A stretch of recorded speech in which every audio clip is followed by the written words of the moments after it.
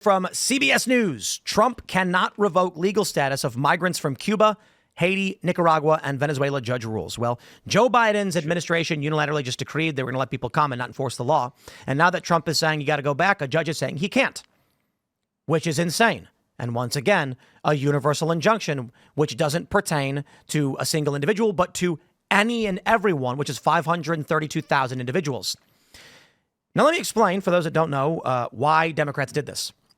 When they bring in illegal immigrants, the census eventually happens, and they will add congressional seats to their blue states, which give them more votes in Congress and more votes for the president.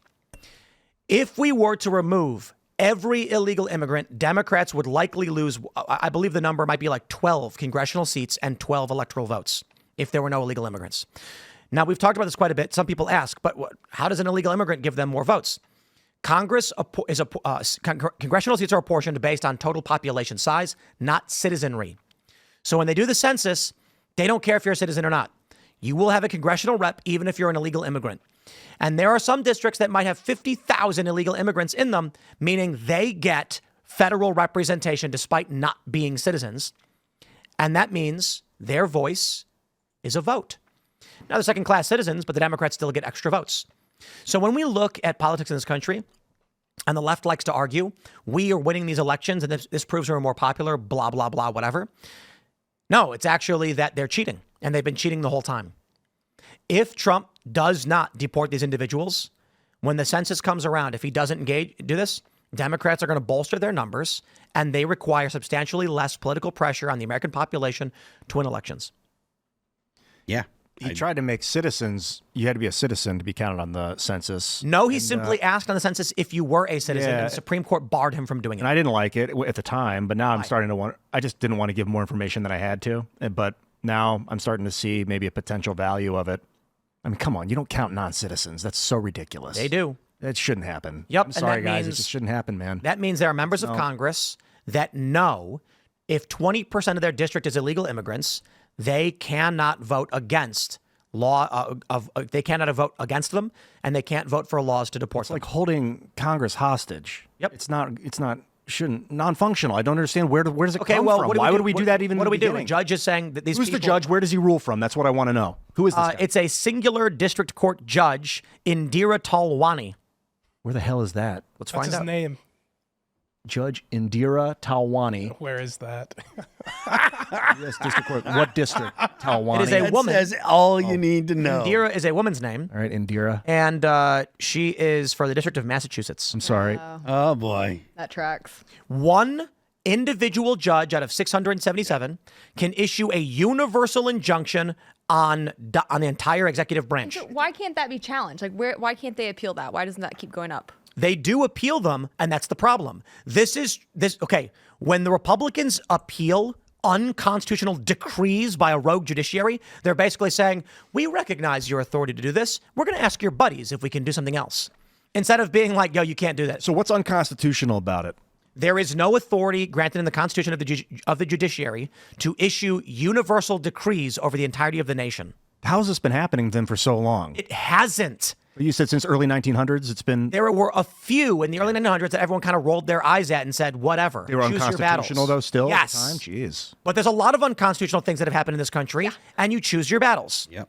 I mean, and slavery was unconstitutional. Blasphemy laws were unconstitutional. They all existed. What's happened is we have seen an increase in universal injunctions since the 2010s. Trump has almost half of all of them. They have decided to just start issuing universal decrees over the entirety of the nation. The reason Trump needs to say no. Yeah. The reason I brought up internet earlier in the episode, I said, because I feel like things are happening in real time now where somebody in Massachusetts can hear what the president said and immediately issue a response than the executive authorities. Exactly. Before it took days for the president's... No, it took months. Yeah, for the newspaper to come out on Sunday maybe, then you'd see it. And now... Someone in Massachusetts would hear 2 months later that in Congress they passed a law that did a certain thing that affected his business. And then he would draft a lawsuit, which would take months to send back to D.C. And then it would take months to organize a court. And in the meantime, when they passed the law, nobody in Massachusetts was abiding by it because the word doesn't travel. Now that it's all lightning speed, it's all light speed, a law is declared and instantly you must abide by it. Imagine living in California in the late 1800s, and then some dude rides up and says he's a marshal with the U.S. government. They just banned guns. You'd be like, what? They did that in Do something in about it. Tombstone. That's what set off the Tombstone, the movie. They want to take the Tombstone. guns from the guys. They try to take the guns in town, and then there was a shootout. At the And you're in the OK middle of the Corral. Wild West, and you're like, bro, I don't know you, okay? You don't live here.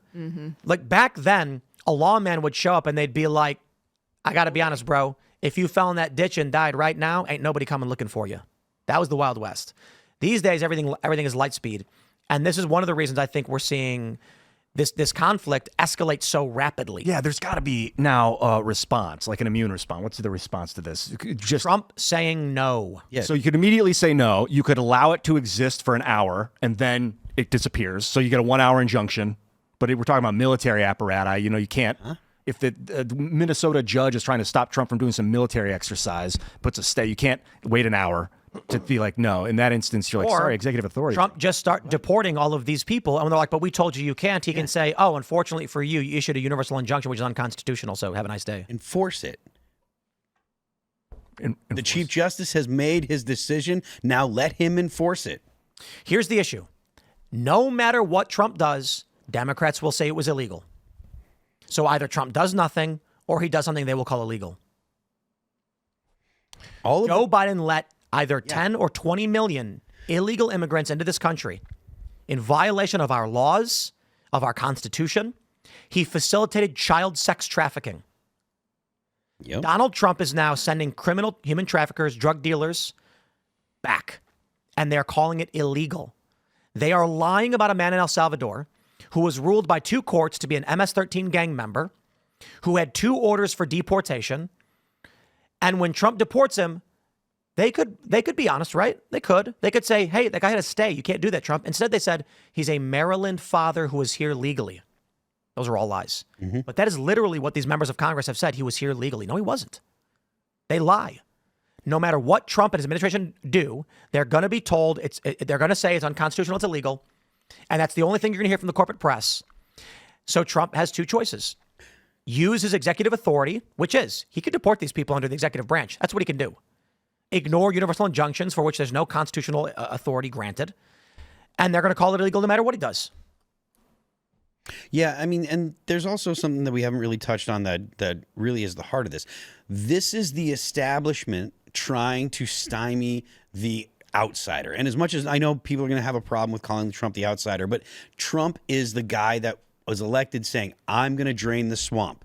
The swamp is going to fight back. And this is the swamp fighting back. That's the vibe I got. Oh, Well, that's exactly what it is. Like the reason they're doing these things is to stymie the power of the executive, because as of right now, Trump has put multiple things in motion that will actually have a significant effect on the power of not only the quote unquote deep state, the entrenched bureaucracies, but also the Democrat Party, which has been totally in cahoots with the government to fund its own programs. You saw it through the USAID stuff. It's been the NGOs that were all Democrat. They were full of Democrats. The funding to multiple media outlets, the funding to NPR, all of these organizations, they were all part of an apparatus meant to further leftist ideology and leftist programs. Trump is trying to disassemble that. And so what you're getting right now is the pushback against that attempt. I got it. None of this matters. Arguing minutia in law. Ian, I want you to close your eyes. I want you to imagine you're 11 years old. It's Christmas morning. You're running downstairs. You can smell fresh cinnamon buns in the oven that mom's making. You run down to your living room. There's the Christmas tree. Sun is just coming up. There's some candles lit. And all of those presents, they're right there for you. That's Donald Trump's America. But then a Democrat comes in and kicks your tree over. And he starts putting up communist fists on the wall. The Democrat, my dad. Oh man, not again. That was 1992 all over again. Well, that's what it feels like. My main point is, the America that Donald Trump is espousing is the Christmas morning, white picket fence, fresh pancakes. That is not to say that he's a perfect guy. That is the idealized vision of what Trump supporters see when they imagine making America great again. Families, and it's not a race thing. They lie about Tucker Carlson, and he had an epic response when he was like, what? The interests of black Americans are the same as all Americans. He's not talking about race. He said the illegal immigrants who are coming and displacing these communities are negatively impacting the black families the same. The problem is white liberal women. That's what he said, and it was funny. The left is advancing some deranged, fractured, pseudo-multicultural world where everybody is isolated. People are ranked by race. Christmas is called holiday. And they take away the American tradition, the memories we have, what built this country up and made it good. And they're in open defiance of the law and the Constitution. On the ground, they're burning things down, killing people, and committing acts of terrorism. At the corporate level, they're lying to the American people. At the legislative level, they are engaging in what I would call a coup. When they accuse Trump of being a spy, working for a foreign adversary, effectively of treason, that was a soft coup attempt. Yeah. Now you've got a judicial coup. The worldview presented by Democrats is decay, war, and destruction. You mentioned the commun. I think it's gracious to call the technocratic, brain rot communists. I think it's much more dangerous than communism. What? It's like the communist Techno-communism. ethos with technology, real ID, baby, crypto, track your money kind of thing. Anyway, that thing is, I find grotesque, and it does feel like they're coming to say, we want to destroy your American way of life. We want to destroy the system. And the response is, if the person's going to do anything to destroy you and you just want to be left alone, they're eventually going to do it. So you have to step up and prevent it. You have to fight back in a sense, or at least push back. But the problem is, how do you do that without actually destroying the system in the process? Because they'll win if they beat you or if you lose. They're happy to see you fail and mess up your attempt. And they're also happy to just take it from you. So it may be that every 4 generations, there's a great period of tumult. This is what I was talking about with libertarians. It's an ideology that I feel largely only exists in times of great peace. The idea that I can say, I shouldn't have to, I can do what I want, only exists when you're not facing a threat. Because I'll put it this way. During Occupy Wall Street, the police asserted they had the right to declare frozen zones. They would look at any protester and be like, that's frozen, you can't stand there. And you'd go, what? You can't just decree I can't stand on the sidewalk? That was their authority. And the activists there said authority doesn't exist. That's what they argued. They said it's all BS. And I said, no, authority does exist. Authority is when a man collapses in the street in front of a crowd of people. And everybody runs over to try and render aid. And a man goes, out of the way, I'm a doctor. Looks at the man and then looks at you and says, you, on the ground now, hold down on pump his chest, do what I'm telling you. You say, yes, sir. 99% of people would be like, okay, a man says he's a doctor. You trust him. We trust each other. We tend to. Maybe he's lying. He's probably not. He needs your help to save a man's life. That's authority. He says, I need you to save this man's life, and you know you must do it. That's real authority. So I feel we are largely dealing with is, through periods of peace, largely after World War II, you get great prosperity, and everybody kind of chills out. There's no bear threatening us. But what would happen if there was? Or maybe there is, Russia, right? yeah, that's funny. What if you were in a campsite, Ian, and you were with Jocko, and all of a sudden a bear approached? Jocko Willink. If a bear came up, what would you do? Would you First thing I would do is glance at Jocko. And you'd ask him, what do I do? I would definitely want to know what his plan was, yes. You have no freedom. He's like a ex-military, like Navy SEAL, badass. Yeah, Jocko's got the front Here's range my right point. now. He would look you in the eye and say, do what I tell you. And you would. Absolutely, without question. In times of threat and danger, we look to great leaders who we believe can help save our lives because we are not the experts on all of these things. That is not to say we're in a perfect period, but the point is, if a bear strolled up to your campsite and Jocko said, everyone listen to me right now, I need you to do this. And you went, hey man, you can't tell me what to do. He'll say, okay. And then you get eaten by the bear. I fully agree. This is libertarianism. Libertarianism is fine when the country is secure in your safety bubble and you have no great threats. See, I've pushed back to that. I actually think, back to your point you were making, that if you fight the left with their own tools, look at what happened during 9/11. This was the same mentality that took place after that event where we said anything goes. The Constitution gets thrown out. We can't pick liberty. We have to pick safety. We have to pick strongmen. We have to get rid of these rules. We have to get rid of these pesky restraints, and we're going to fight them. And what happened is exactly what the hijackers intended to happen, where America destroyed itself in that process. We undid our Constitution. We put ourselves in debt. We lost tons of lives, and we didn't make the world any safer, but we did ruin our country. We've had tension ever since. The country I live in now. Who is the aggressor?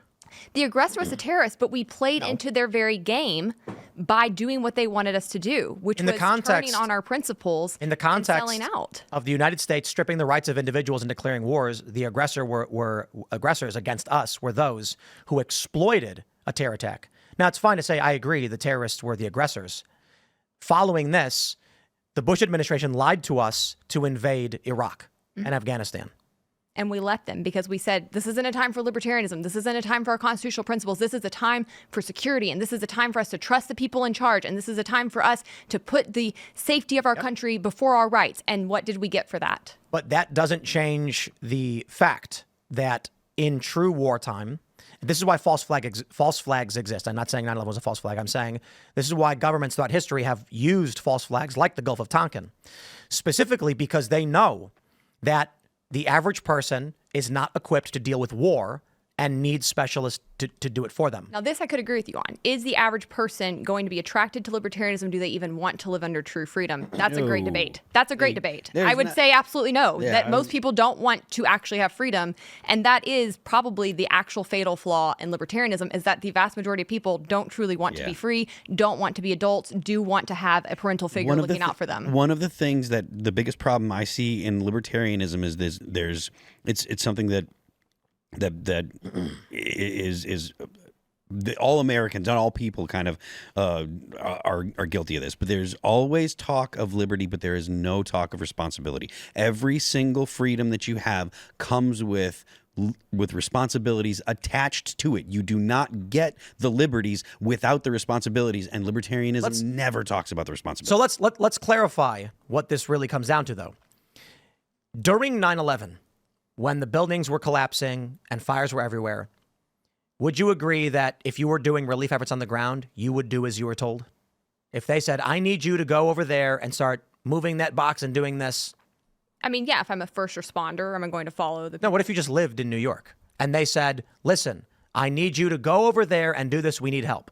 Would you say, no, get someone else to do it? Or would you be like, okay, I can... Yeah, I probably would have just gotten the hell out of there, if I'm being honest. If I'm being completely honest and there's an emergency, a catastrophe happening, I'm going to find the quickest evacuation route and get out of there. Even if someone... So, like, I understand that makes sense in the event, but I'm saying in the response after the buildings have collapsed, if someone said, you, ma'am, come here, I need your help, you'd say no?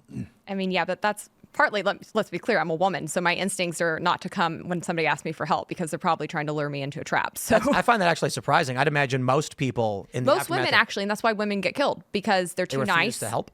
No, because they're too nice. They offer to help. They follow somebody. They go where they're asked to go. They give the guy extra time. I'm not talking about walking through a dark alley. I'm saying no, I know the buildings you're not, have collapsed. But I'm saying you're that standing impulse, there on the ground, that and they say is deadly for women oftentimes. And so I have trained myself to not adapt to that. If somebody, if a man approaches me in a parking lot and says I need help, I'm like, no, get away from me. Just to clarify, in the aftermath of 9/11, with people who are dying, and someone said, "Ma'am, please help me," you'd say no.